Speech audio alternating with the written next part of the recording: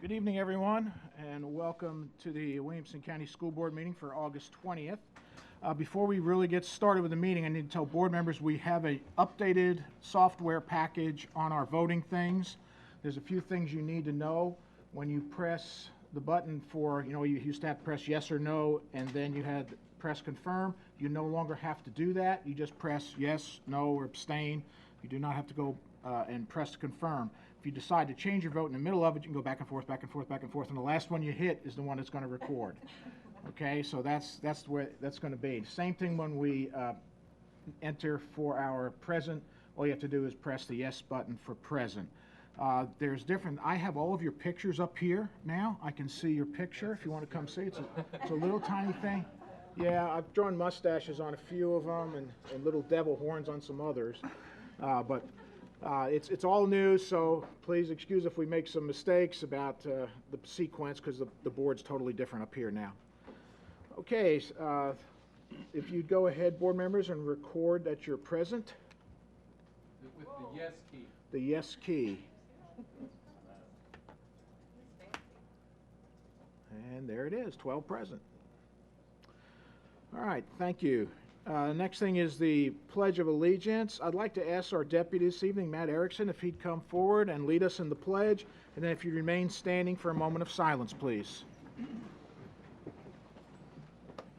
I pledge allegiance to the flag of the United States of America and to the republic for which it stands, one nation, under God, indivisible, with liberty and justice for all.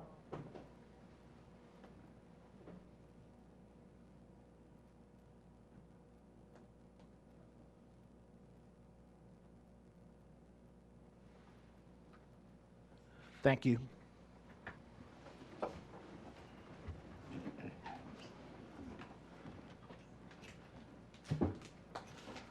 For the first time in my history being on the board, we have a court reporter with us this evening. So welcome, court reporter, wherever you're sitting. We're glad you're with us. The next item on our agenda is public interest, public comment. We have 5 people who would like to speak this evening. They're 3-minute window to speak. Please state your address and the subject you wish to speak about. And our first speaker is Daniela Kuntz.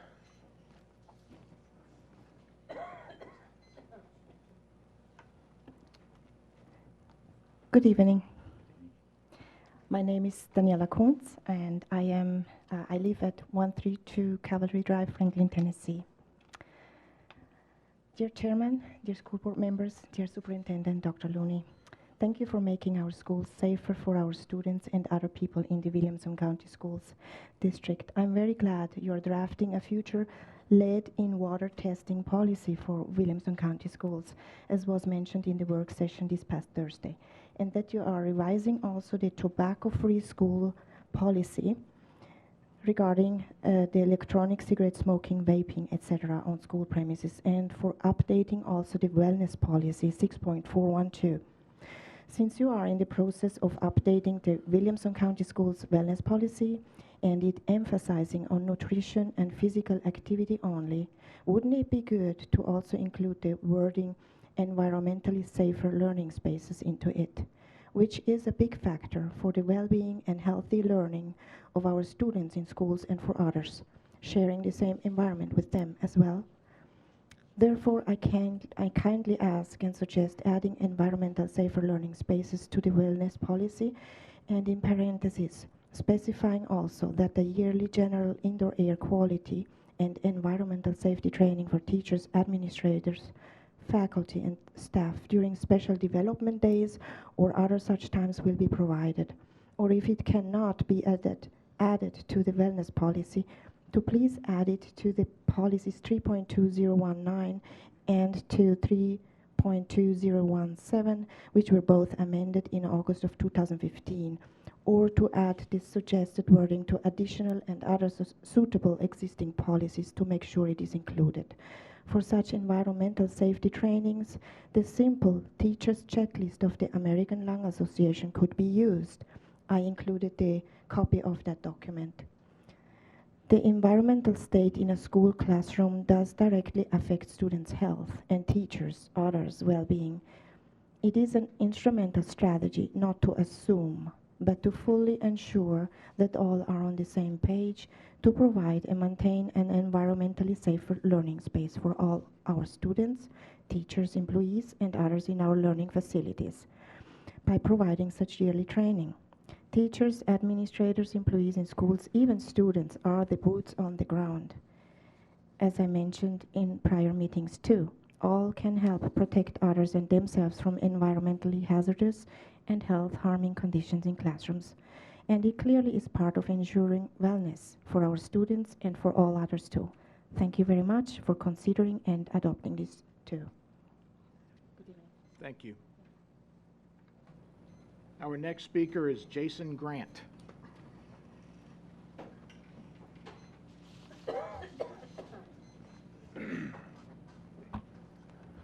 Good evening, Board. I'm Jason Grant, 1626 Oak Hall Drive, Brentwood, Tennessee, 37027.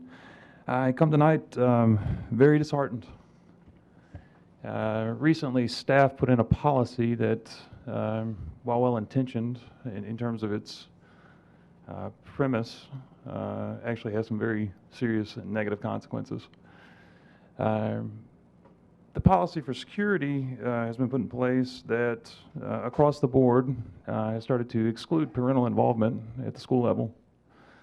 I'm going to speak first to the policy itself, and then I'm going to speak specifically to an organization of which I'm a member. We're supposed to be a team. The administration and the parents are supposed to be a team. One of the things that differentiates our school system from every other school system in the area, one of the things that I get to tell everybody in real estate that is a differentiator between our school system and others is our level of parental involvement. Which, without question, what I believe is the key determining factor of success for our school system relative to some of the other school systems across the state and potentially across the nation. We always hear about how we're doing more with less per pupil, and I really attribute that to the parental involvement. We as parents pay fees, even though there's no mention that they're optional. We advocate for sales tax initiatives in order to pay for schools. And Kenrose specifically, which is the elementary school that I've been with, this will be my 5th year there, has raised not less than $100,000 every year. Every year. My wife and some of the other parents she's spoken to during the meet and greets with the teachers this week has indicated that this policy has gone too far. We're unsure as to why parents are somehow considered a security risk and how security can be enhanced by excluding them from the building and the premises. I question what statistical support was actually used to determine that parents being excluded would somehow increase security. I'm also curious as a metric marker and a benchmark, what metric or metrics will be used to measure that the policy is actually having its intended effect of enhancing security by excluding parents. At our school, school parties are now restricted to 2 parents per classroom total. We only have 2 scheduled holiday parties this year. Lunch with our children's a little different this year. We're going to be pariahs. We're going to be off on an island, away from their classmates at a table by ourselves. Part of the fun and excitement was actually meeting my children's classmates. And I can tell you it's hilarious to listen to them, especially in the 1st grade. You have pop quizzes on multiplication.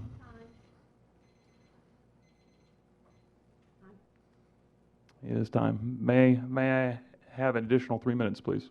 No, sir. No, sir. You can finish up if you would, please. Okay. I'm team captain of All Pro Dads. This policy eliminates any outside organization from using the school facilities from 6:30 in the morning until 6 p.m. in the evening. All Pro Dads meets once a month. Dads in school, very important. And we meet and we talk about character building opportunities. We start every meeting with "I'm proud of you because," where dads publicly talk to their children in front of other dads and other classmates individually about why they're proud of you that month. The topics that are on the table for this year are positivity, reading, thankfulness, generosity, loyalty, kindness, perseverance, courageous upstander, and honesty. Mr. Grant, could you please wrap it up? Yes, sir. I will say that the central office does not change the policy. You will cause a severe rift between the parents and the school system, and it starts with me. Thank you. Thank you.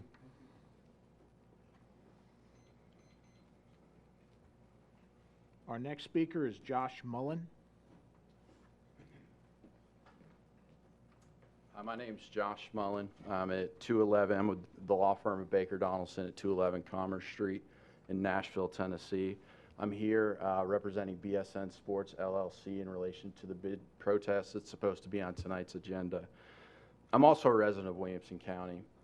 The Williamson County Purchasing Department and apparently the executive committee of this board, without a public meeting, has awarded a contract to Matthews Team Sports that should have been awarded to BSN. First, and there are several issues with this procurement. First and foremost, the RFP used for this procurement for athletic apparel does not comply with Tennessee law. You cannot, the school does not have the option of calling something an RFP and then doing whatever it wants with taxpayer funds. That's just not allowed. Tennessee Code Annotated 49-2-203 and Board Policy 2.805 require competitive bidding and that the lowest and best bid be accepted. This did not happen in this case. In tight budget times, Williamson County Schools has turned down an offer that would give you $2 million more in value. $2 million more in value. Beyond that, BSN submitted a better proposal. Some examples: BSN's cash sponsorship, $130,000 better. BSN's offer of free retail product, at least $182,500 better. BSN's unconditional 5% cashback rebate on everything, as compared to Matthews' conditional rebate only on Adidas products. BSN offers a 1-year warranty when Matthews actually disclaimed all warranties. BSN submitted a better proposal. And beyond that, the evaluation process was flawed. Williamson County Schools changed the rules of the game after the proposals were submitted. The RFP required offers for both middle schools and high schools, but when it came time to evaluate proposals, they only evaluated middle schools, did not evaluate high schools. That directly favored Matthews' proposal because BSN actually made great offers to both middle schools and high schools. Beyond that, the purchasing department determined that Matthews offered better custom pricing and therefore a better price, but there was an issue. The RFP didn't ask for custom pricing. The RFP didn't define what it meant by custom. So my client was disadvantaged by a criteria that was not listed as an evaluation criteria in the RFP. The purchasing department also ignored several portions of the proposals where BSN was undisputably making a better offer. BSN offered an additional $655,000 in free retail product that wasn't even counted. It wasn't even counted as part of the evaluation. The purchasing department did not evaluate the cashback programs. If I can finish in just a second. The purchasing department did not evaluate warranties. So this entire process was flawed. We've been informed that there was an executive committee meeting. We haven't received any findings of that meeting or told how that was held or evaluated. We don't have that information. But I can tell you from the information that we have, this process was flawed and it should be changed. Under Tennessee law, it was an illegal and flawed process and it should be overturned. I've also brought with me all of the documents that we filed, and I'd like to submit that into the record if I could. Okay, give it to the gentleman right there, please. Thank you. Thank you.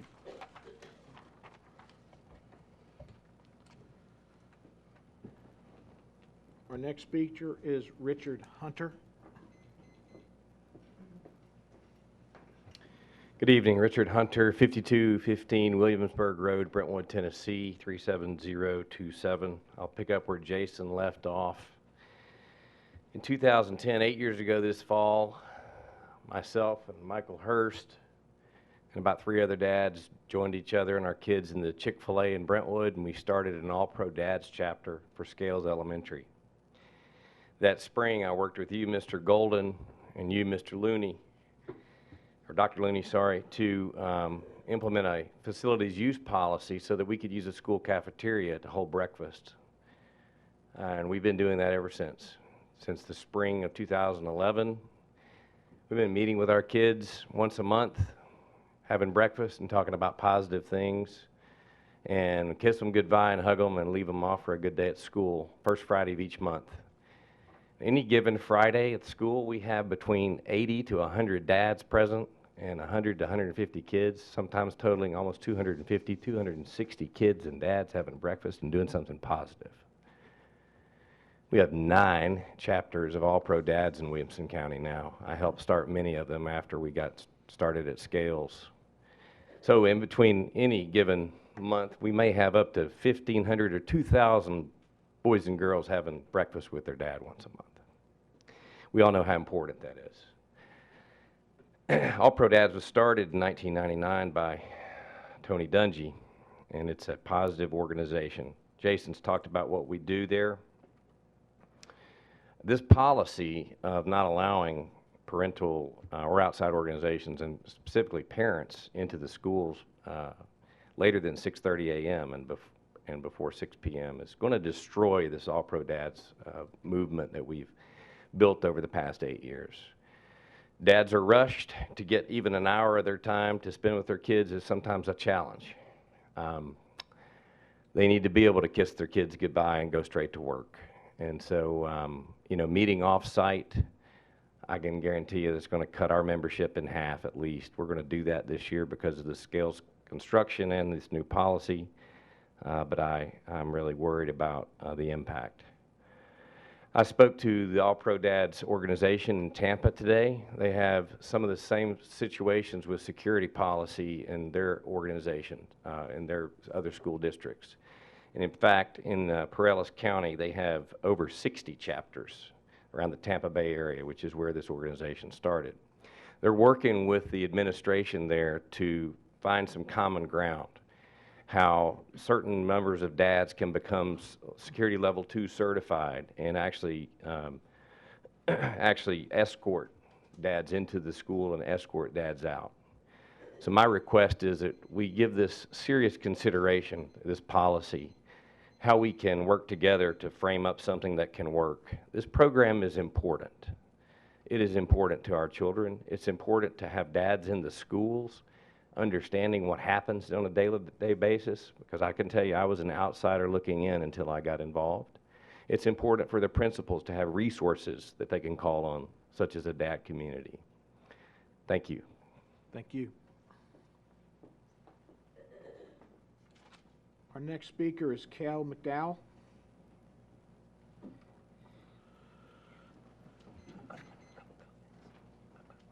Hi, Kel McDowell, 6000 M&A in Franklin, Tennessee. I know many of you, but for those who don't, I am the Director of Government Affairs with Williamson, Inc. as the Chamber of Commerce and Economic Development Organization here in Williamson County. And I wanted to start off with a blanket thank you to Dr. Looney and the WCS Leadership Cabinet for serving as our panel this Friday for our Williamson, Inc. Town Hall. It's our monthly Town Hall series. And I would like to have a blanket invitation out there for those who are able to attend and who can attend. It'll be this Friday, August 24th at 7:30 a.m. at the Columbia State Williamson campus. It's our monthly series where our moderator, Dave Cratch, will ask local community leaders questions that are pertinent to what's going on here in Williamson County. And at the end, we open up to the floor for Q&A and everything else. For those who can't make it, it streams live online, courtesy of WC TV, and can be recapped afterwards. Or you can listen live on the radio at WAKM, that's 950 a.m. And hope to see you all there. Thank you very much. Thank you. That's the end of our requested speakers. Dr. Looney. Thank you, Mr. Chairman. I thought I would make a couple of comments tonight because of the nature of the speakers, and so I wanted to clear the air a little bit.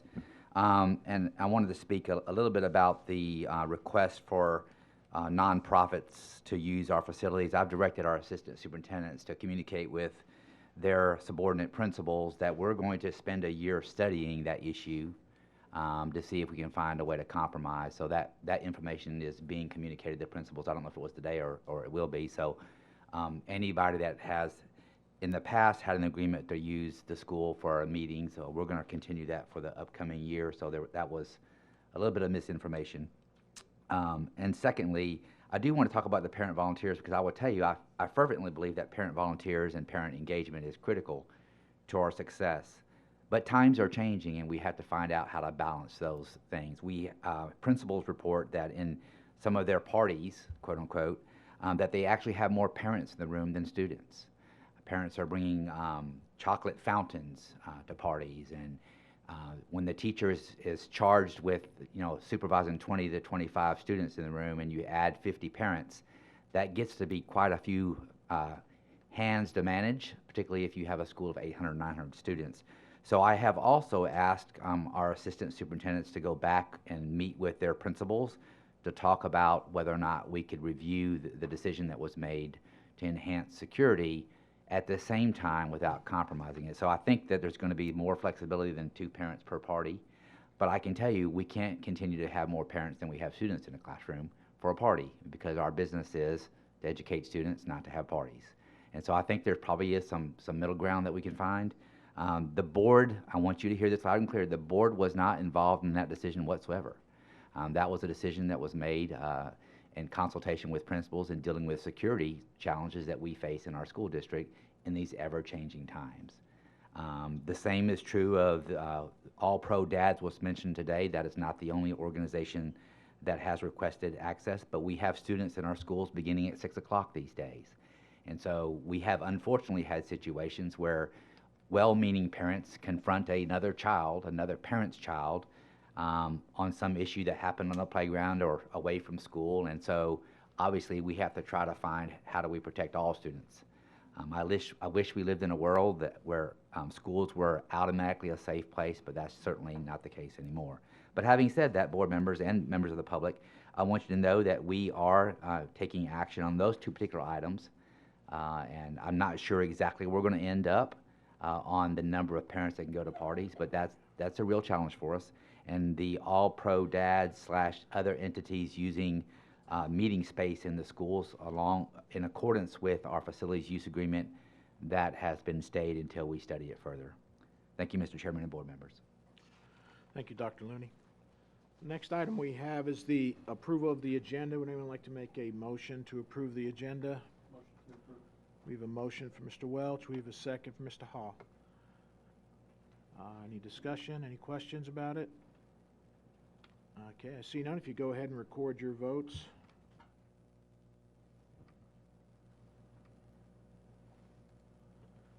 Your vote is 12 yes, 0 no. Thank you. The next item is the consent agenda.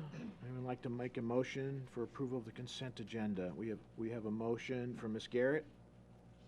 We have a second from Mr. Welch. Any discussion on this one?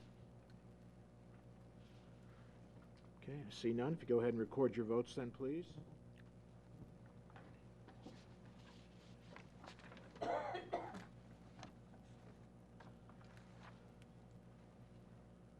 Your vote is 12 yes, 0 no. Thank you. When we approve the consent agenda, we approve the following items. Approval of the June 18th, 2018 school board meeting minutes. Approve the board policy on second reading 3.402, student transportation management. Approval of recommendations for field trip fee requests. Approval of the 2018-2019 annual agenda. Approval of the sick leave bank trustees. Approval of outstanding purchase orders for school activity funds. Approval of Westwood Elementary shade structure.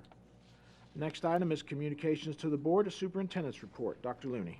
Thank you, Mr. Chairman. Well, school has started. We have more than 40,000 students enrolled in the district. It's the largest number we've ever had. We continue to enroll students every day. I do want to report to you, we all know that at the beginning of the year, busing transportation is one of our hugest challenges, just getting all the students on the right bus and having enough bus drivers. But I'm happy to report today, it being the first day of kindergarten, we actually had 2 extra drivers today than we had bus routes. So that's the first time in maybe half a decade that we've been there. I don't know what it's going to look like tomorrow because I don't know who's going to call in sick. But it was a good day today. We did have a few students on wrong buses with kindergarten, but by and large, every single day, the transportation services gets better. I was actually there this afternoon when they were running their afternoon routes, and the volume of calls was decreased, and there's 5 or 6 people at the transportation department managing that whole process of 260 plus buses, and so kudos to them, and I thank them. With that being said, I would like to recognize a young lady who started when she was 2 teaching, I'm sure. We have Harriet Midland, who is celebrating 50 years of service, and I would like for her to step forward, and I'm going to come down, and we're going to recognize her for her wonderful service to our community.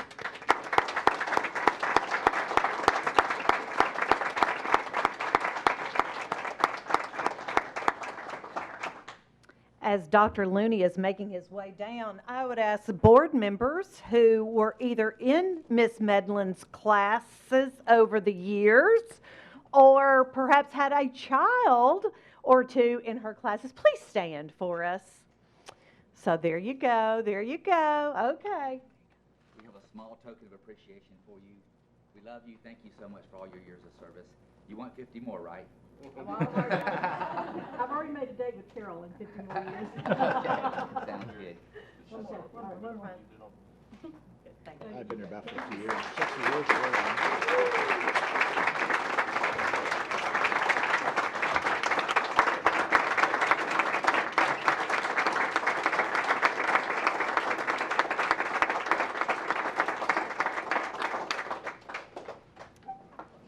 So she's completed 50, and she started her 51st. So quite impressive. And if you missed it, y'all need to go back and take a look at the video that we did with Harriet in our Why Williamson series. And I think she sums it up so nicely as to why anybody would want to work in Williamson County Schools and why she has stayed with us so long. So congrats, Harriet. One of my favoriteest people. Okay, now we are going to move on to our students. So Emma, if you would come first with Dr. Calton, please. Emma, I'm multitasking. Go, Dr. Calton. Emma earned a perfect ACT composite, and she is from Brentwood High School. So do your thing, Dr. Calton.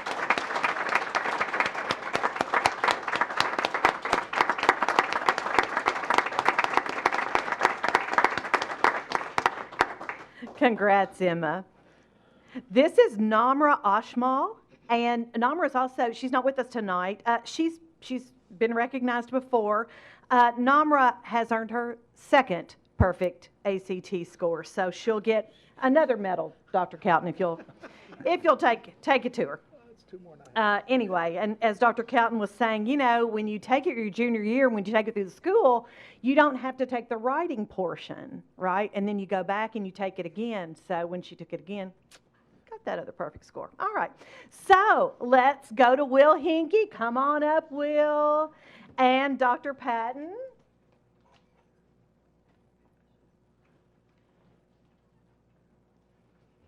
Will goes to Independence High School, if y'all didn't know.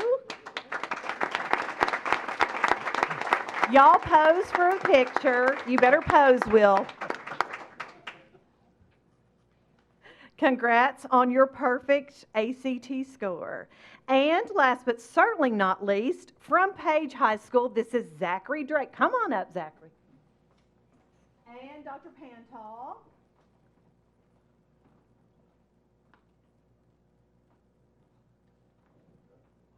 Zachary also earned a perfect ACT composite. Now turn around and smile for your family.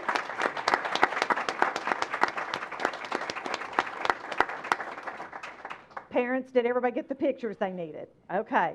Congratulations to you all.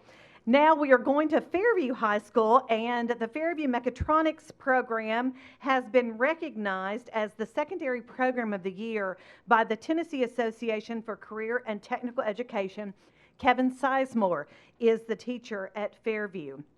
Also in Fairview, Westwood Elementary School, this is Hannah Heisch, and now Hannah won the Tennessee Safety Patroller of the Year. She actually won it late last year, and we didn't have the opportunity to recognize her. She's now at the middle school, But this is back when she was at Westwood. And I tell you, Westwood has a lock on that. I don't know how many years in a row they've won this award, but they continued to bring it home. And now I get to brag a little bit about the Communications Department because we have received 3 national honors from the National School Public Relations Association. These are Golden Achievement Awards. The first one was for our Digital Danger series that we ran in Focus all last year. And I have to give a huge shout out to Dennis Fetting, Homeland Security. We could not have done those videos without him.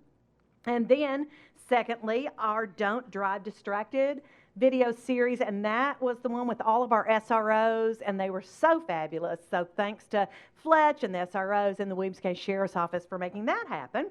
And last, our Everyone Counts series, and that was through our Be Nice program, and so we couldn't have done it without them as well. So congratulations to everybody.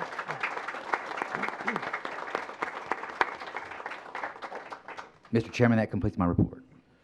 Thank you, Dr. Looney. Any comments or questions for Dr. Looney, board members? Okay, I see none. Then the board chairman's report. Just want to remind you of your retreat on September 19th at 2 o'clock in the over in the training room. Also, that we have a change in a meeting date. We have our policy meeting has been moved from Tuesday the 4th to Thursday the 6th of September because the Tennessee School Board Association Fall District meeting is on Tuesday, and it is at Moore Elementary School right here in Franklin, in Franklin Special School District. I just want to make sure I got those on your list. I also have a recognition to make this evening. We have a board member who this is her last official board meeting and votes. So, Ann, if you would please go down to the front. I'm going to embarrass you now. Move to approve.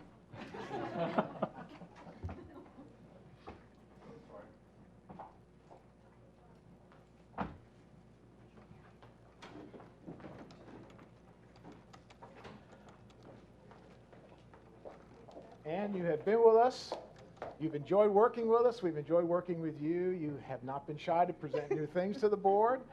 You are very much involved with the schools and very much appreciated. My first real experience with you, and remember, was at the Page High graduation that first year. We're standing up on stage. You took this absolutely gorgeous picture, which I borrowed from you to use, and it was just great. She is a tremendous board member, being heavily involved with us, and we have this token of appreciation from the board for you for serving with us. Thank you. Okay, Thank you.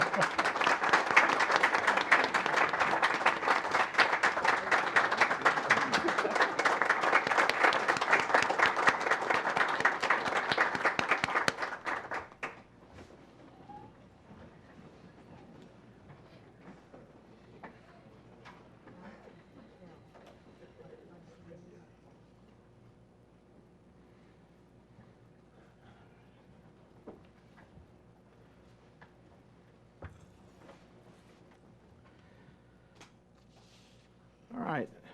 We do not have any unfinished business, so our first item of new business is the protest of proposed RFP award. Dr. Looney. Thank you, Mr. Chairman, board members. I recommend that you support the decision of the administration and the executive committee. Okay, I'd like to ask Mr. Golden to please state what the board has in the decision-making process this evening. Thank you, Mr. Chair. Ms. Osbrooks, Dana Osbrooks, has included a memorandum to the board, and actually our technology department has it on the sides, and it's in your packet with a description of the issue. I know that it was presented to you through the work session, and in addition to that document that she has as a memo, there's also included in the board packet a compilation of items, including the protest information that was presented by the attorney for the protester. Our records show it actually is 232 pages worth of materials that were presented to you. You can see in Ms. Osbrook's memo that there are listed four suggested options for you. Not necessarily the comprehensive every imaginable option you have, but these are the 4 basic options. One, you could vote to approve the decision of the administration to award a contract to Matthews Team Sports based on the response to the RFP. 2, you could vote to award a contract to BSN based on its response to the RFP. 3, you could vote to reject both proposals, in which case administration would restart its RFP process, or 4, you would take no action. The last sentence I'm gonna state in a different way. In essence, for practical purposes, choice number 1 and choice number 4 will yield the same result. Dr. Looney has asked in a staff recommendation for you to vote to approve the decision, which would in essence be a request that you do number 1. Those are your basic options. Thank you. Mr. Golden, would anyone like to make a motion at this time on this issue? I'd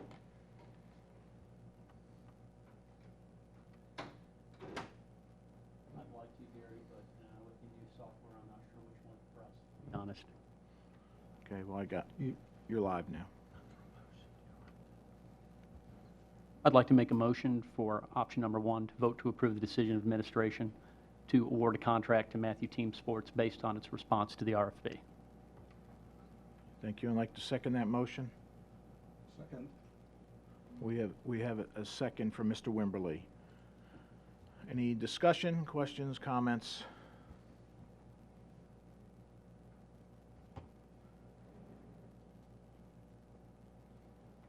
Okay.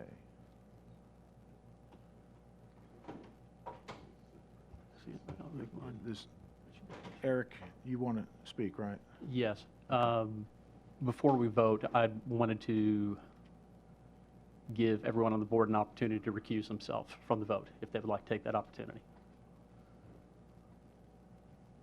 Okay. Anyone want to recuse themselves? Okay. I see none. Certainly. Then, this is awkward, and I don't enjoy doing this, but Jay, I'm going to ask you that if you would please recuse yourself from this. It's my understanding you were contacted by one of the vendors prior to submission of the RFP, and that instead of directing the vendor back to purchasing, you involved yourself in the process and advocated for changes to the RFP specs, and that benefited one of the applicants. That you also shared an email from our legal counsel with that vendor regarding another vendor's past donations, which you admitted was an error in judgment at the time. I think your actions have, regardless of intent, have created an appearance of impropriety. And it's my understanding that our legal counsel has recommended that you recuse yourself from the vote. I know that there's no legal obligation for you to do so, but as a colleague, I would ask that you do that, and I would appreciate if you would. Thank you. Okay. Mr. Galbreath? Sure, thank you. First of all, Eric, I think some of your facts are incorrect, and I guess not the least of which is that our counsel has not recommended that I recuse myself. They gave it to me as an option. My intention is to abstain. But to abstain would mean that I wouldn't have the opportunity to participate in the discussion and make the record known if I were indeed called out on the floor and somebody was to accuse me of any even in appearance of impropriety. So given the opportunity, I will tell you that yes, I indeed was contacted by one of the members who was applying on the RFP. I think it's completely appropriate that that anyone, whether it be a vendor or anyone who was calling into question the integrity of an RFP process put on by Williamson County Board staff or Williamson County School staff, that they would contact a board member. I think that's completely appropriate.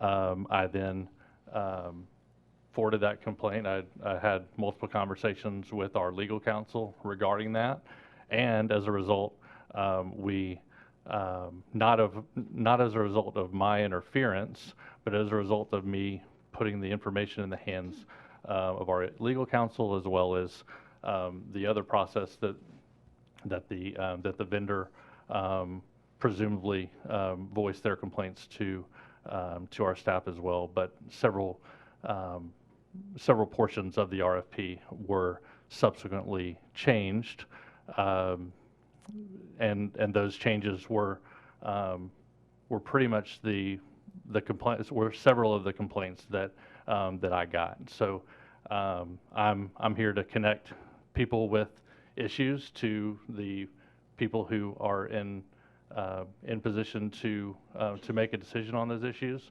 and I feel that that's what I did. Now, having said that, given my contact, I feel it's completely appropriate for me to abstain.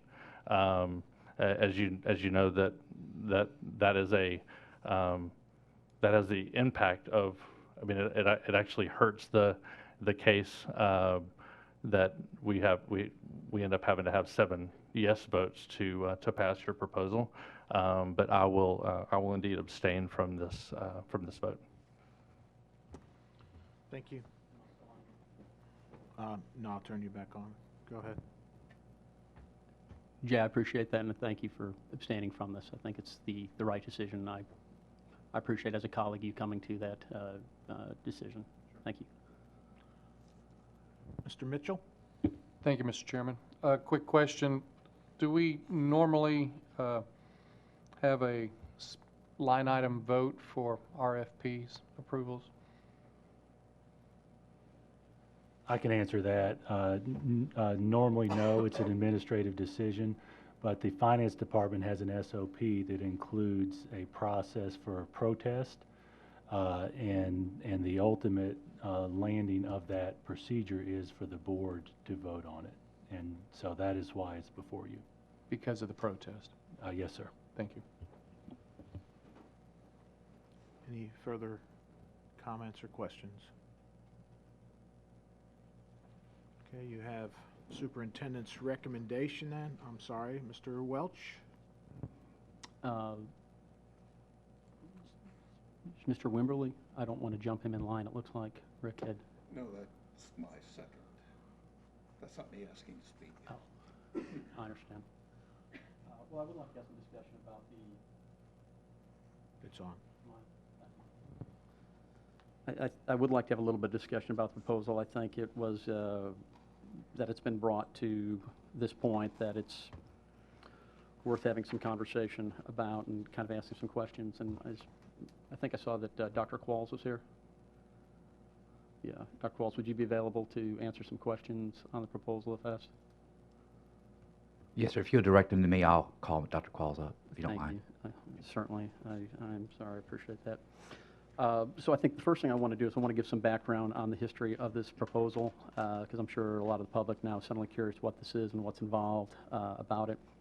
And what this was is 5 years ago, roughly, I'd come to you, Dr. Looney, as you know, and after having been at a sporting event, seeing a lot of our students wearing sort of a hodgepodge of different uniforms and apparel and brands and what have you, with the idea of why didn't we consolidate our buying power, and with that put an RFP out for an apparel sponsor with the goal of receiving better pricing and saving our schools and our parents some money. As we all know, I believe the number in here was about 90% of all of our sports apparel is funded by our parents that way.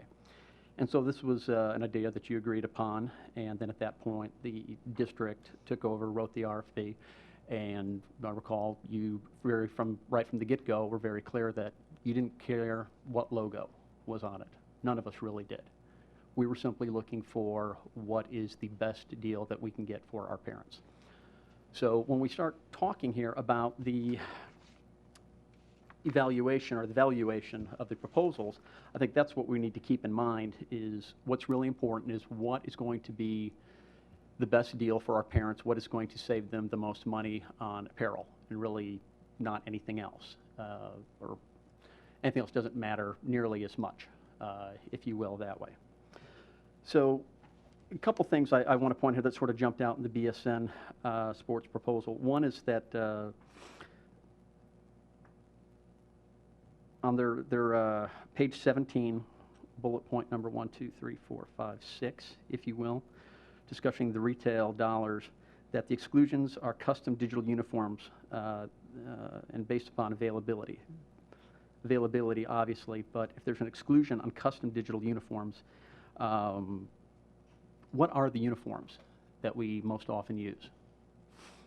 Does that have a significant impact on the ability of our coaches to purchase these uniforms and receive their discounts?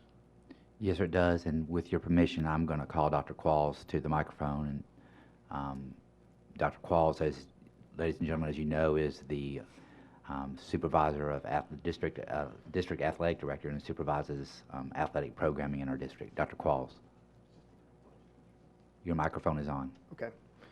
To answer your question, last year approximately $7,000 or $9,000 worth of custom gear was bought versus about $85,000 to $87,000 in stock uniforms. So it was roughly a little under $200,000 difference in custom versus stock.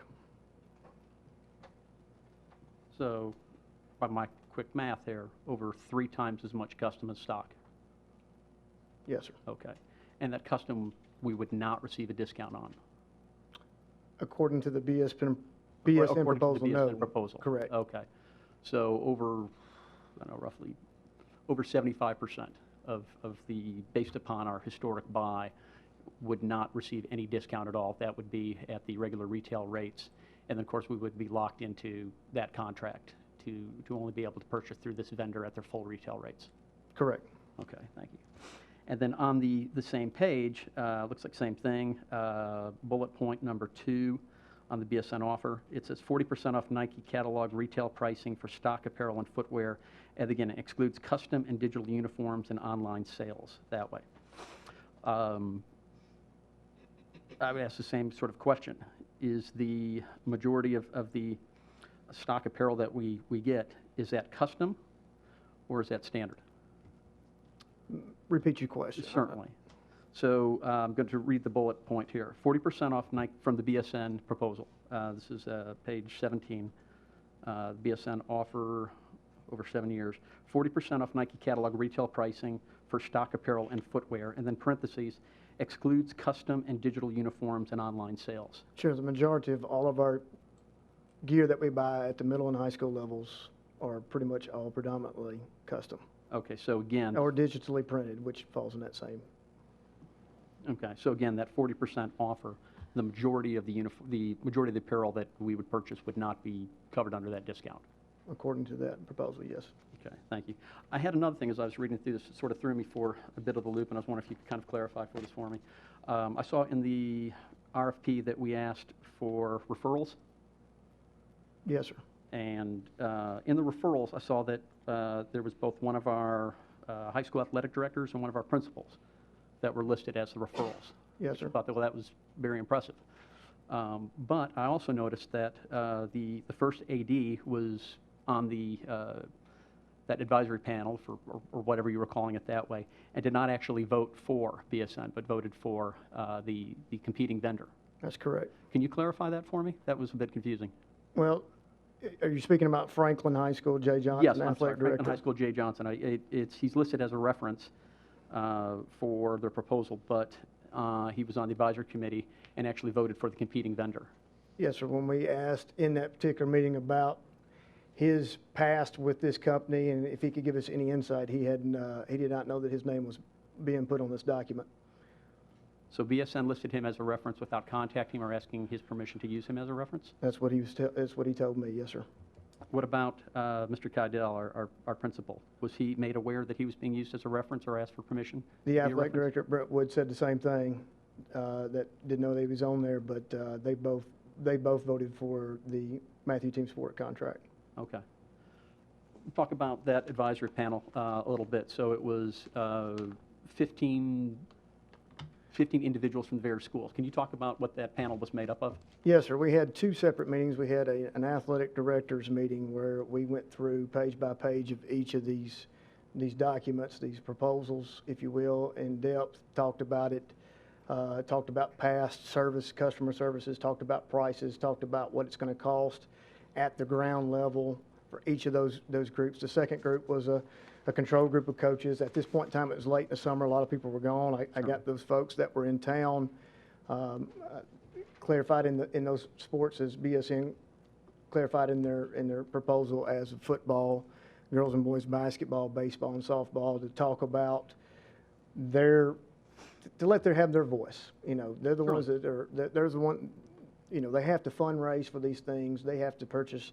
They're the ones that have the customer service knowledge, not me. I don't purchase the stuff. They do. So I was really interested in their opinions, and they pretty much let it known in there that they were very happy with where they were with the contract, that there were several in there that had some recently past issues with the other competitor, and the vote came back, obviously, 14-1. Of those 15 individuals, how many had past history with both BSN and Matthew Team Sports? I'd have to count them up on the top of my head. In the coaches meeting, it was the majority, all but two, which one was out of state and one was a newly hired head coach. But all the remaining people in that meeting, I think, I'd hate to tell you, I don't want to misspeak because I don't have those numbers in front of me. From your recollection, though, 13 of the 15 had worked with both vendors. No, that's incorrect. That was in the second meeting with the coaches. I'm sorry, in the coaches meeting. Yes, sir. Of the As far as the the 15 athletic directors go. I misstated, not you, Yes. sir. I'm sorry. In the coaches meeting, Yes, sir. 13 of the 15 There had. wasn't 13. I think there was 7, 8. I'd have to go back and count. I'm sorry. I don't have that number off the top of my head. Okay, but a significant portion had worked with. All but 2. Okay. And what And was as the recent as 2 years. Certainly. And of those that had worked with both previously, what was the tally of their votes? It came back all but 1 in favor. All but one All but of the one. ones that had worked with both previously. Thank you, sir. This is the first time that I've seen in my time on the board ever having an appeal come to us this way. I know from proposals that I've written in the private sector, though, very often the RFPs state that these are your contacts within purchasing, and going outside of that is grounds for dismissal of your proposal. But I realize we're not a private entity, we're a public entity and have different rules, certainly.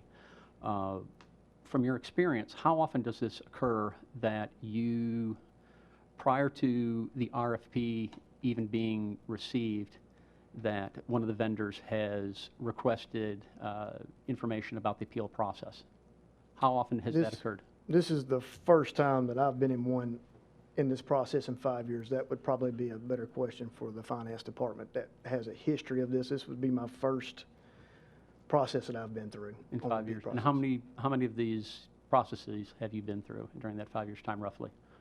This is the first one. This is the only one. No, but I'm just, how many vendor negotiations individually have you would say? It's the first one out of, would you estimate 10, 20, how many?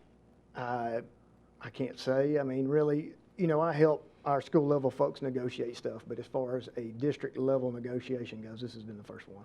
Okay. And then in terms of being threatened with litigation, if we don't choose if we don't switch to the other vendor, how many times has that occurred? As far as I've been here, this is my only time. This is my Only time only it's ever occurred. Okay, thank you, sir. I appreciate it. All right. That's all the questions that I have. Thank you. Ms. McGraw? Thank you. You may not want to go far, Dr. Qualls. No, sorry, I don't know if this is for you or not. So in reviewing this and the documentation in depth, I, too, had a lot of questions as someone that scores RFPs in my day life. But I've spoken one-on-one with a lot of the individuals involved in this in the district and our legal staff and feel really comfortable with where we're at. But some of this conversation has raised just one question that I have, so I still remain comfortable. Did Mr. Mullen in his public comments tonight said that the RFP didn't specifically request custom pricing, and it sounds like the vast majority of our contract is around custom pricing. Can someone verify for me if that's accurate or not? Ms. Osbrooks or Mr. Golden, are you able to speak to that specifically? I may have to defer to Ms. Osbrooks on that. If not, then I can ask Dr. Qualls. Dr. Qualls, are you in a position to answer that question? So exactly, nail down the question for me one more time. Mr. Mullen, in his public comments tonight, said that the RFP didn't request custom pricing, so they didn't submit it. But it sounds like in our memos and the contrasted proposals, there's a lot of mentions about custom pricing between the two vendors. And so I'm just curious, was the RFP asking for custom pricing from both vendors, or did only one submit it unsolicited? I don't know that I'm in a position, I don't know that I can answer that question, but it may be best for Kirk and the finance department that actually drafted the process. Okay.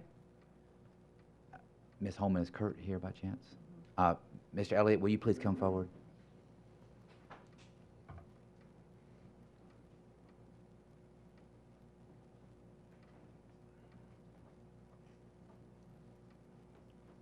I'm Kirk Elliott, and I'm the purchasing manager for the district.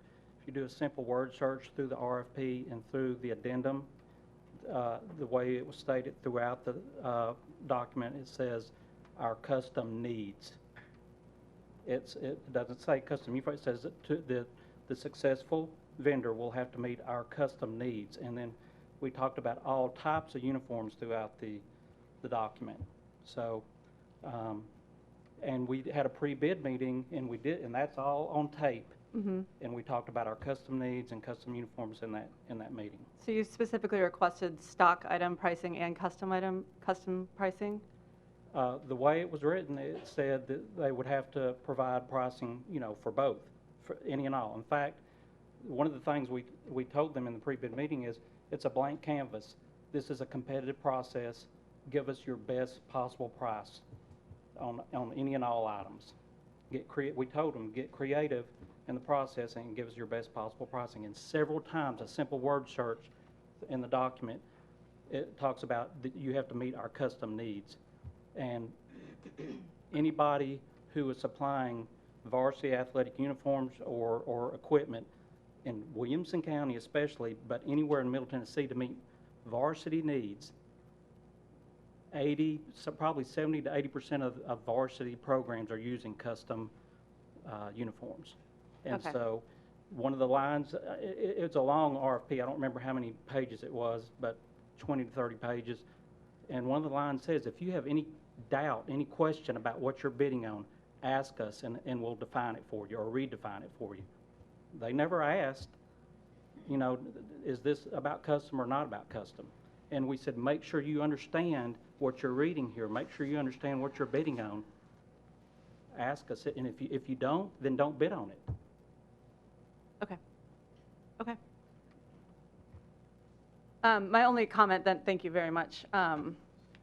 Based on the conversations that I've had and all the documentation provided, I'm still really comfortable with the decision the administration has come to and is recommending to us. I would just ask, I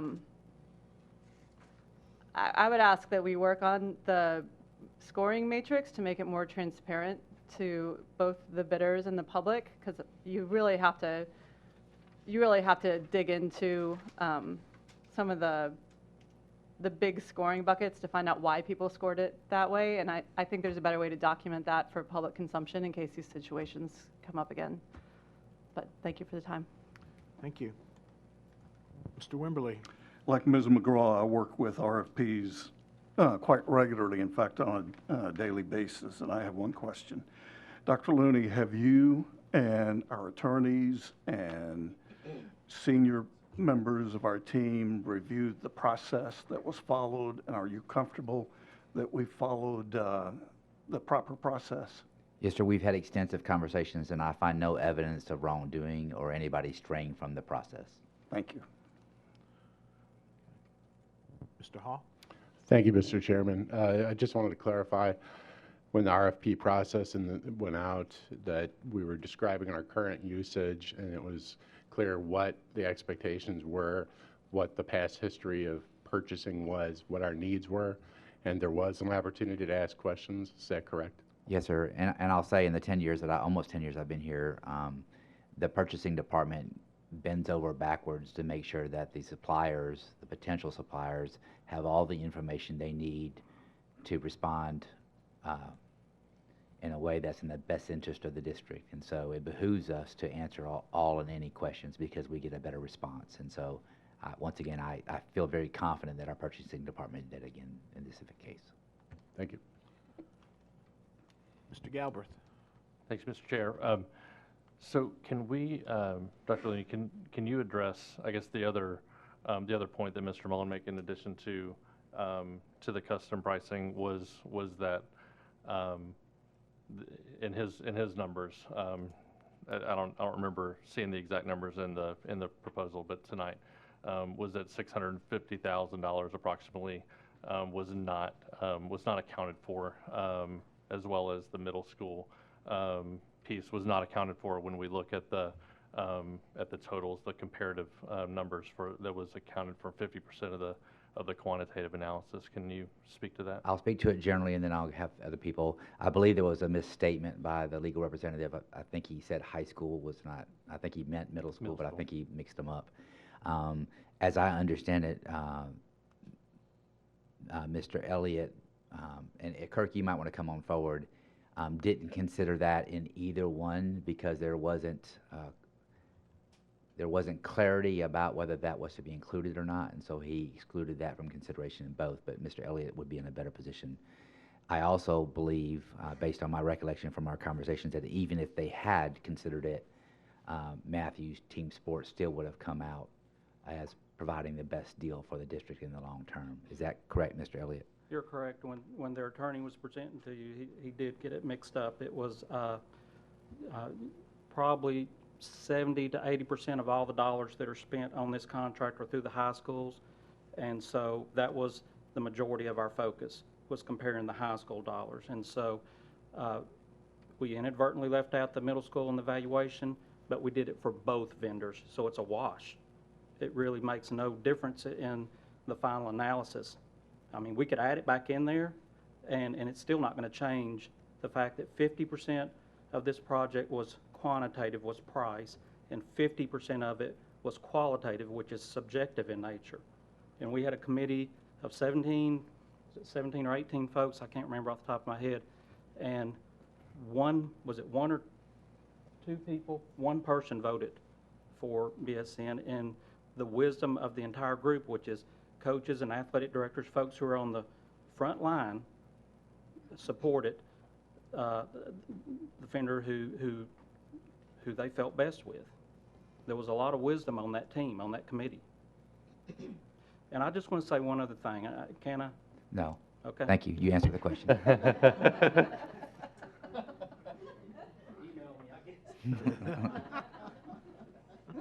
Thank you, Dr. Lane.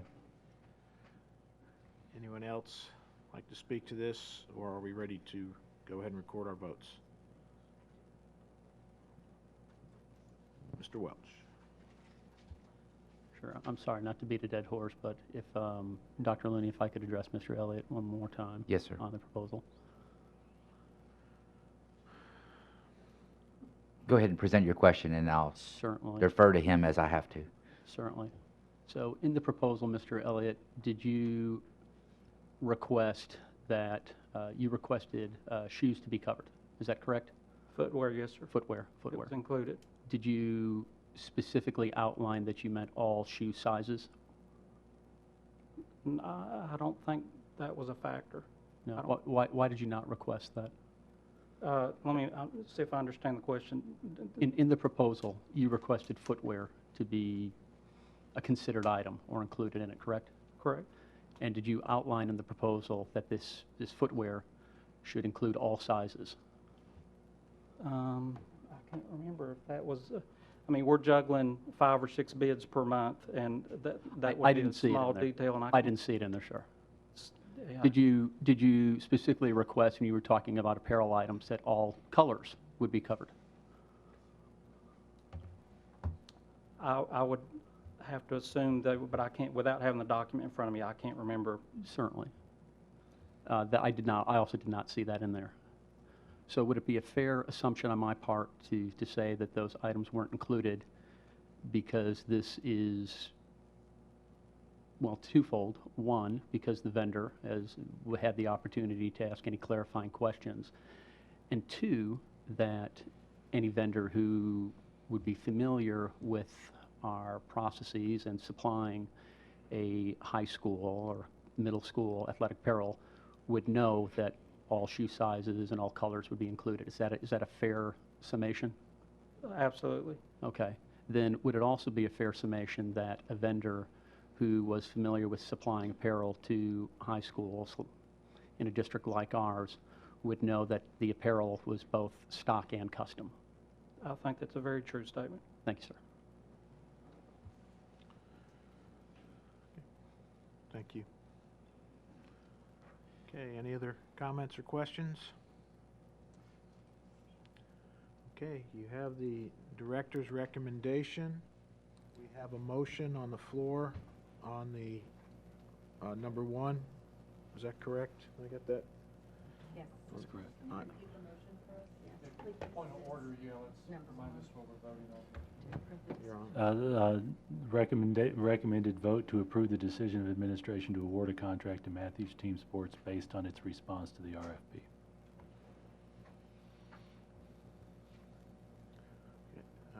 Mr. Mitchell? I was basically going to ask what you just did. Thank you. Thank you. All right, we have the motion and the second. We have the director's recommendation. I see no further questions. If you'd go ahead and record your votes then, please.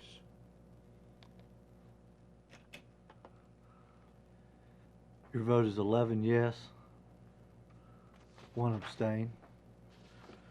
Just for the record, 0 no. Oh, yeah, I'm sorry, 0 no. All right, thank you, board. We're on to our next item, and that's the 2018-2019 school board budget. The first one is general purpose school fund amendment, carry forward reserves. Dr. Looney? Thank you, Mr. Chairman. Board members, I do recommend approval of this item. Mrs. Holman is here to answer any financial questions that you may have. Anyone like to make a motion on this? We have a motion from Ms. Emerson, and we have a second from Ms. Cleveland. Any discussion? Okay, I see none. And did you make your? Yes, sir, I did recommend approval. Okay, thank you. We have a recommendation for approval. If you go ahead and record your votes, please.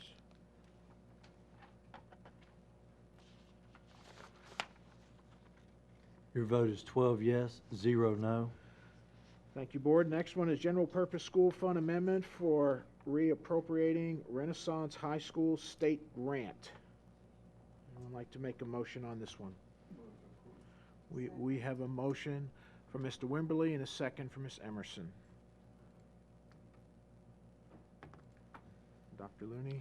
I do recommend approval of this grant money for a pilot program at Renaissance High School. Any questions, comments? I see none. If you go ahead and record your votes then, please.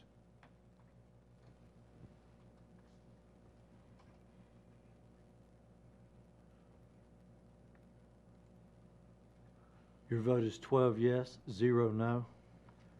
Thank you. The next one is general purpose school fund amendment reappropriating Fairview City donation. Dr. Looney? Thank you, Mr. Chairman, board members. The city of Fairview was nice enough to donate dollars for an improvement upon the press box at the Fairview High School field. Recommend approval of this balance remaining. Anyone like to make a motion? Ms. Durham, motion. Mr. Cash seconds. Okay, any comments or questions? Okay, I see none. If you go ahead and record your votes, please.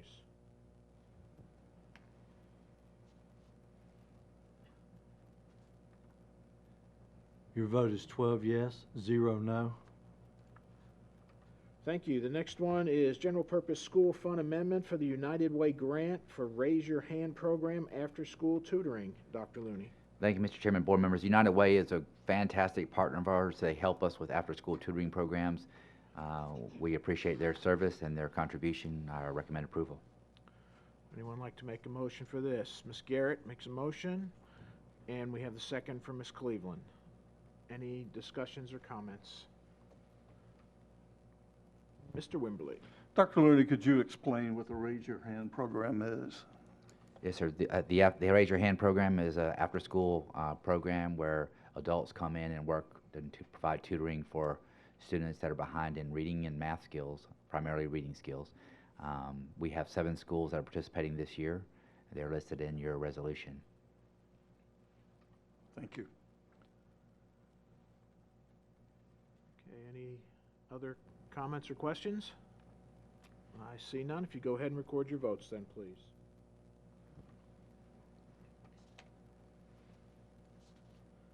Your vote is 12 yes, 0 no.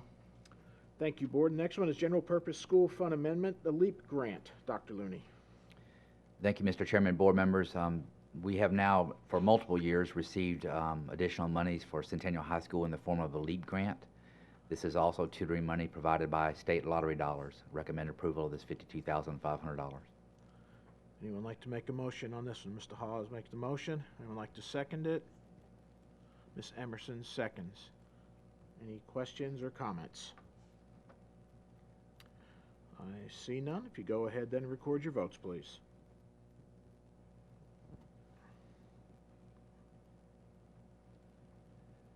Your vote is 12 yes, 0 no. Thank you. Our next item is General Purpose School Board Resolution for CTE Lease Purchase Agreement. Dr. Looney. Thank you, Mr. Chairman, board members. This is in order to lease purchase computers for the Career Technical Education Department. I do recommend approval. Anyone like to make a motion on this one? We have a motion from Ms. McGraw. Mr. Cash seconds. Any questions on this or comments?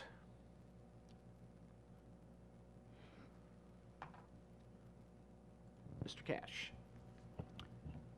Yes, thank you, Mr. Chairman. Our CTE programs are coming along at a rate that is just outstanding. We have people dedicated to these programs, and anything we can do to enhance it and help it, I think we need to do it. Thank you, Mr. Chair. Thank you, Mr. Cash. Mr. Welch? Dan already said it. I don't need to repeat it. Thank you.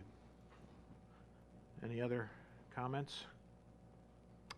I see none. If you go ahead and record your votes then, please.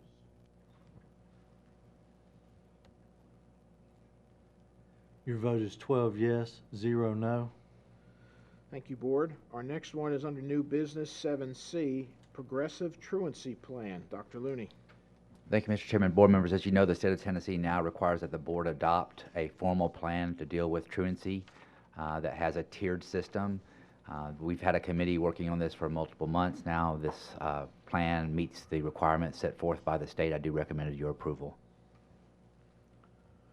Anyone like to make a motion on this one? We have a motion from Mr. Wimberly, second from Mr. Welch.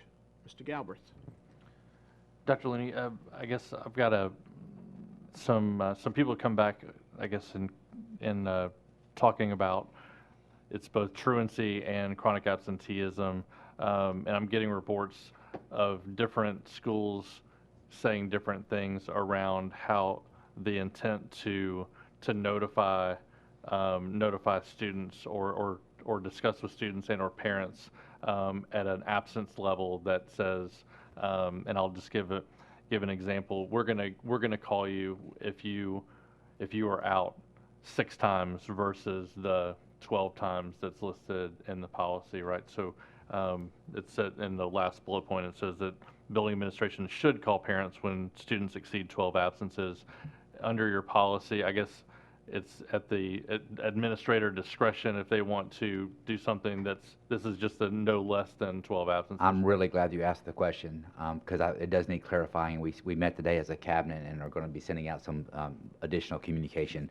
So we have 2 buckets we have to work in, both required by the state. The first one is truancy being defined as unexcused absences. The state now requires that we intervene with those families prior to them going to court. And so this plan that we submitted for your approval tonight does exactly that. That is mutually exclusive from chronic absenteeism because chronic absenteeism includes both excused and unexcused absences. The state now holds districts accountable for the total number of absences, whether they're excused or not, in the form of our accountability formula. So last year, we implemented a chronic absenteeism procedure, not policy, where we began notifying parents in increments of 4 absences, whether they were excused or unexcused, that your child is moving along this continuum to be considered chronically absent. The first call was at the 4th absence, regardless of whether it was excused or unexcused. The first Yes, letter. The first letter, you're right. That is being eliminated under the chronic absenteeism because we now have to contact the parent after the 3rd unexcused absence and the 5th. So the first chronic absenteeism letter that you would get or contact would be after the 8th absence instead of after the 4th. So, but that's a letter still. Yes. The chronic absentee, because I guess there's going to be confusion over this because there was a lot of confusion over the chronic absentee letters, and I got a few last year.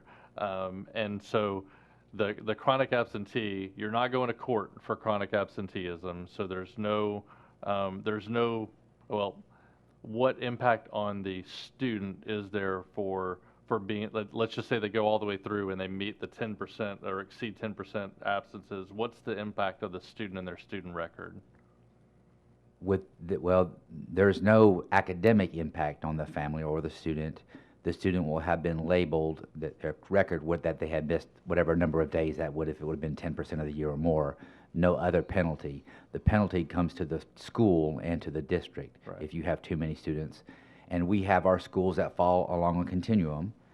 We actually have some schools that made pretty drastic improvements last year in their number of students that were chronically absent, and we have a few that went backwards slightly, but overall the trend is an improvement based on what we did last year. That data is still embargoed, but we can certainly provide it to the board. But yet, you're right, there is going to be confusion. We actually tasked Mrs. Birdsong today with working on the communication piece so that we can all send the same message across the district. But it's important that people realize that there are 2 different things that we're dealing with. Truancy, which is when your child is unexcused from school, and to be excused from school, you really only have to write a letter or a note saying that Johnny was sick that day until they get to 8. Once they get beyond 8, then we're going to require a physician's note saying that your child was absent. Okay, and so I've heard different schools are administering that policy. I just want to encourage the things that are within administrator discretion versus the things that are to be applied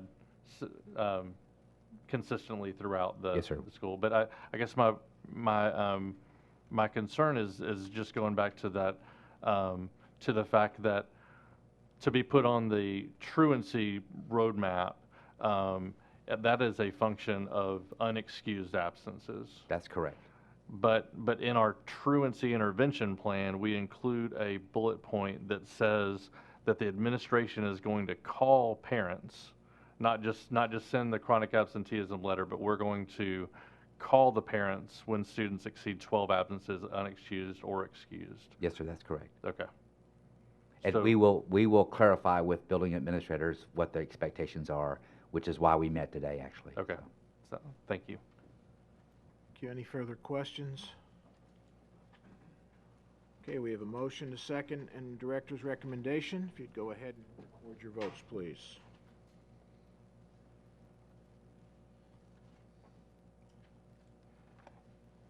Your vote is 12 yes, 0 no. Thank you. Our next one is item D, request to apply for waiver of state law per High Performing School District Act. Dr. Looney. Thank you, Mr. Chairman, board members. We discussed this at length at the work session. This is an attempt to maintain local control over grading practices in Williamson County schools so that we do not de-incentivize students taking rigorous coursework in our school district. Hopefully the Commissioner of Education will see fit to grant this waiver. If not, I think the board will have to consider other options, but hopefully this will work, and I request your approval. Thank you. Anyone like to make a motion for this one? Ms. Emerson's motion and Ms. Cleveland's second. Any discussion on this one? Okay, we have the director's recommendation, and if you go ahead and record your votes, please.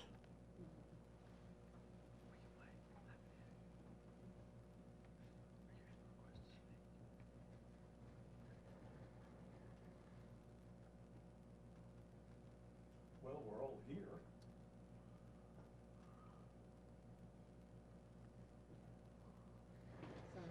Did you- Okay, so you didn't record any votes because Ms. Garrett wants to speak. Okay, Yeah, I just. hold on. Want to make a comment. Okay, go ahead. Mel. Okay. Want to make a comment after having a meeting with Doctors Allen and Oyer to learn more about CTE and to kind of increase my overall understanding of CTE, that I understand that there's a lot of thought and due diligence that's gone into the current weighting of our CTE courses, and that the weighting that we are requesting seems very appropriate for our student population. So I just wanted to make that comment. Thank you. Thank you. Any other comments or questions on this one? Yeah. There was no votes were recorded because he blocked it. Okay, so then we're ready to vote now, right, Brian? Okay, if you go ahead and record your votes, please.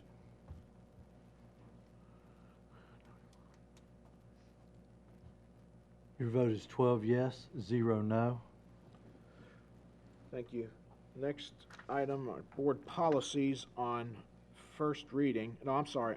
Item D is student request for exemption of compulsory attendance law. Dr. Looney. Recommend approval. Okay. Okay, we have a motion from Mr. Wimberly. We have a second from Mr. Welch. Any further questions or comments? Okay, Mr. Mitchell. Thank you, Mr. Chairman. Can we get a quick summary of what this is? Yes, sir, I'll be glad. We have a student that's terminally ill that is unable to attend to school. Thank you. Any further questions? Okay, I see none. If you go ahead then and record your votes, please.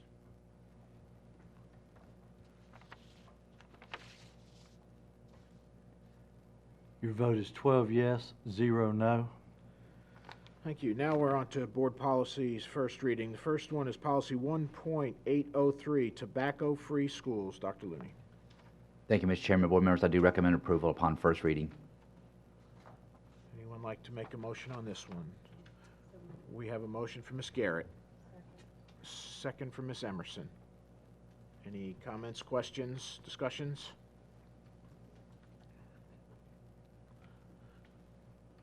Okay, I see none. If you go ahead and record your votes, please.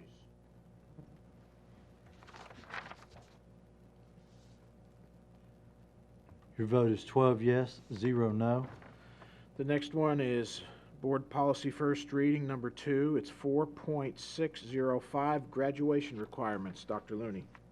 Thank you, Mr. Chairman. Board members, I do recommend approval upon first reading.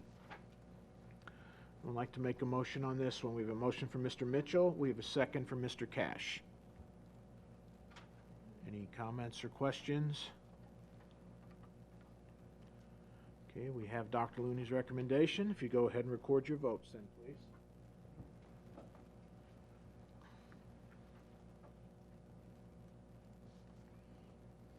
Your vote is 12 yes, 0 no.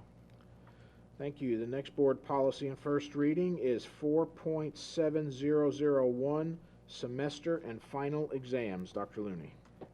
Thank you, Mr. Chairman. Board members, please remember that we're doing this because the state continues to evolve as to which exams are required. And so this allows a little bit more common language for us to be flexible. Do recommend approval. Okay, we have the superintendent's recommendation. Motion by Mr. Haw. I'd like to second this one. We have a second by Mr. Mitchell. Any further comments or questions? Mr. Galbreath. Thank you, Mr. Chair. I just want to say I'll vote on this for first reading because it'll go back to policy. But I found out a little bit more information on kind of the history of where we were on this policy, and I had forgotten, and it brought back to my attention. But I've talked to to Ms. Osbrooks. And so the, I guess staff had recommended a couple of months back, and now this, a change around the, how the absences impact senior exemptions. And so I will, I'm hopefully working with staff to come back with a proposal. And I understand that it kind of died for lack of consensus. But given the fact that we're voting on this policy, I would love to kind of move forward a proposal there. And whether we can get consensus or not, I know we like to get unanimous consent, but I would like to move forward with some kind of proposal. And if we can't get consensus, I'd at least like to bring it for a vote to the board when this comes up for second reading to the board. Just letting you guys know. Thank you, Mr. Galbreath. Any further comments or questions? Okay, I see none. If you go ahead and record your votes on this one, please. Your vote is 12 yes, 0 no. Thank you. The next board policy on first reading is 5.1061, criminal background checks. Dr. Looney. Thank you, Mr. Chairman, board members. A new state law requires that all employees working in school districts receive a fingerprint and federal background check every 5 years. This puts that in policy. Okay, I would like to make a motion on this one. We have a motion from Mr. Welch. Second. We have a second from Ms. McGraw. Any comments, questions, discussions? I see none. If you'd go ahead then and record your votes, please.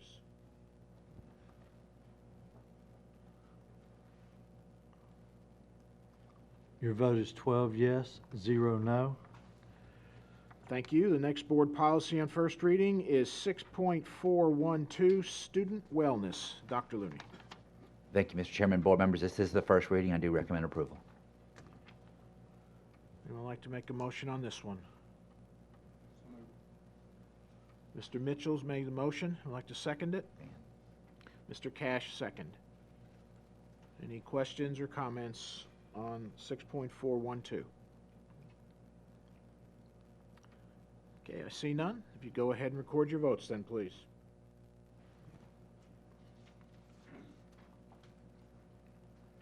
Your vote is 12 yes, 0 no.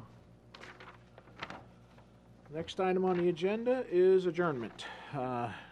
Anyone have any comments or questions on adjournment? And thank you. Thank you for your service. And there is a photo opportunity after the meeting, so if everyone hang around, board members hang around so we can get our photo op in. And all business been taken care of, Dr. Looney? Thank you. All right, this meeting is adjourned. Thank you.